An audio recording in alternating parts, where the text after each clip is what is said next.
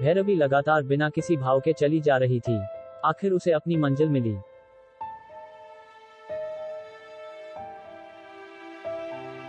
उसने अपने अश्व को संभाला तथा उस वन को निकल गई। लगभग दोपहर के पश्चात वह वहां पहुंची। उसने देखा कि उस पेड़ के आसपास एक सुनहरा जल का कुंड है।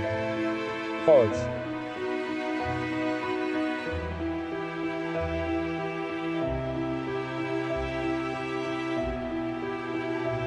लेकिन किसी भी वस्तु पर विश्वास यानी किसी नई मुसीबत को हाथों में लेना।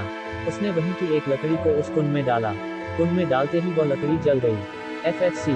उस कुंड से आवाज आई, हम श्रापित हैं। हमें हाथ लगाने वाला कोई व्यक्ति हो या कोई वस्तु वह भस्म हो जाती है। सही समझी आप, परंतु मुझे ऐसा क्या करना होगा जिससे आपका श्राप आपको छोड़े। लेकिन हमें केवल वही इस श्राप से मुक्त कर पाएगी जिसके पास महादेव की कृपा होगी।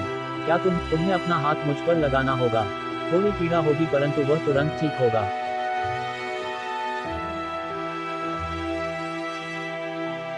भैरवी ने अपने नेत्र मूंदे गहरी सांस खींची और अपना हाथ उस कुंड में रखा। उसके हाथ रखते ही उसकी चीख निकल गई। पच आह। भैरवी को लगा जैसे कई मगरमच्छ एक साथ उसका हाथ खा रहे थे, पर वह पीड़ा क्षण भर में गायब हो गई। उस कुंड का जल धीरे धीरे से एक कन्या में परिवर्तित हो गया। इस पेड़ के मध्य में वह रुद्राक्ष उपस्थित है। जाओ उसे ले लो, तुम्हारा कल्याण हो। एक रुद्राक्ष भैरवी के समक्ष आया जिसे उसने पहले की भांति एक पात्र में रखा तथा आगे बढ़ गई। मां। केवल 2 और रुद्राक्ष, उसके बाद भैरवी के पास वो धनुष बाण। भैरवी उस रुद्राक्ष के पेड़ के पास पहुंची। सामने कई सारी जटाओं के बीच में वह रुद्राक्ष का पेड़ था। फॉल्स।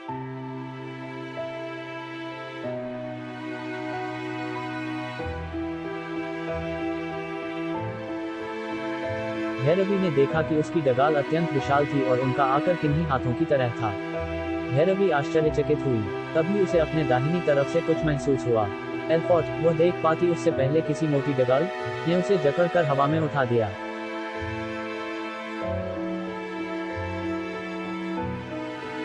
तू कौन है? मैं सब वृतांत में बताऊंगी, पर शव पूर्व आप मुझे नीचे उतारिए, अन्यथा मैं कुछ भी बताने में असमर्थ होंगी। भैरवी छटपटाई क्योंकि कसावट के कारण उसका दम घुटने लगा था। उस पेड़ ने उसे नीचे गिरा दिया। आह! हमें क्षमा करें। पिछले कई वर्षों से इस पेड़ तथा रुद्राक्ष की रक्षा करते हुए हमारा क्रोध बढ़ गया था। आपको जो भी चाहिए आप निश्चिंत हो ले जा सकती हैं, और उससे किस प्रकार आपको केवल मुझे उखाड़ उस जलप्रपात में बहाना होगा। कर भैरवी ने उस पेड़ को पूरी ताकत से उखाड़ दिया तथा उसकी जड़ें भी बाहर निकल आई। आप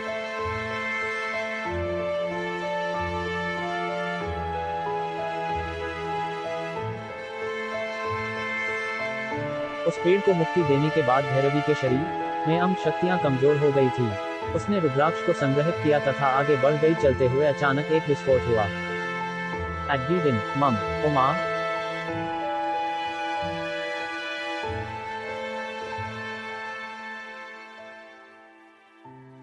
भैरवी वहीं गिर पड़ी, साथ ही उसके अश्व ने प्राण त्याग दिए। भैरवी के कदम इस अचानक हुए वाक्य से लड़खड़ा गए। PR आ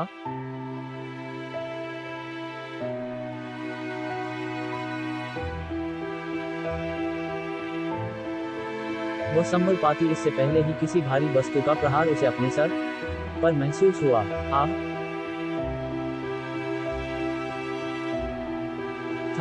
वह मुनि तो देखा एक विशालकाय दानव था जिसके दांत बाहर निकले थे। भैरवी मूर्छित हो वह वहीं गिर गई। 00 हाले।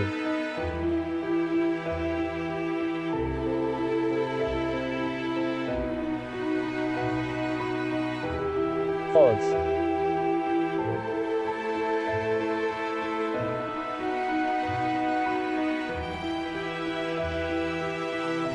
वह दानव उसके पास आया। वह उसका हाथ नोचने लगा जिसकी पीड़ा भैरवी के लिए असहनीय थी। अब वह अचेत थी परंतु आसपास के हो रहे वाक्य को देख सकती थी। मेच। इससे पहले कि वह दानव आगे कुछ कर पाता, किसी ने भैरवी की तलवार उसके उदर के आर पार थी। दानव वहीं गिर पड़ा। फॉल्स।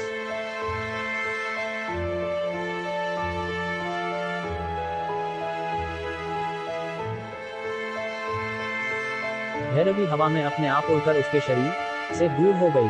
तभी सामने एक कन्या उसके समक्ष आती है, जिसे देख भैरवी आश्चर्य से भर जाती है। पूरा उसके और भैरवी के नाकनक्श में तिनके का भी अंतर नहीं था।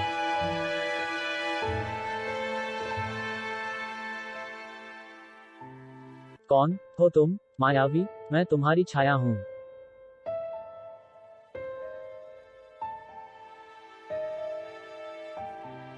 बिल।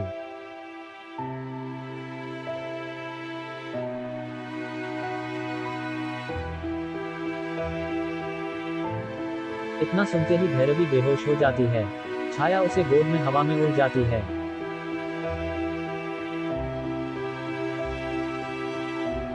फॉल्स।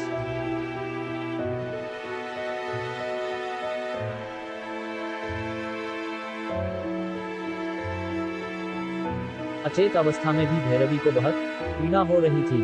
तभी एक रोशनी के साथ भैरव उसके स्वप्न में आए। फॉल्स।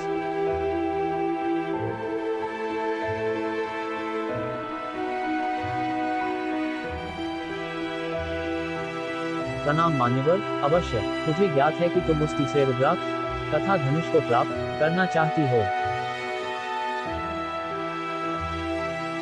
000000। परंतु वह तीसरा रुद्राक्ष नेपाल राज्य नहीं अपित सिंगस राज्य में ही उपस्थित है। तुम्हारी भांति अरुंधति गई थी उसे लेने, परंतु वह केवल एक ही रुद्राक्ष ले पाई थी कि उस युद्ध में वह पराजित हो गई।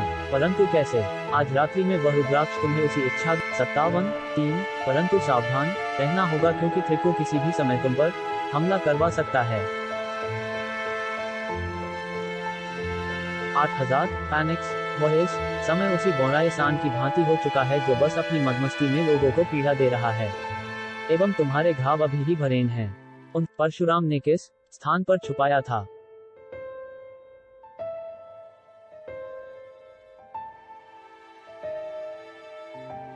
फॉल्स।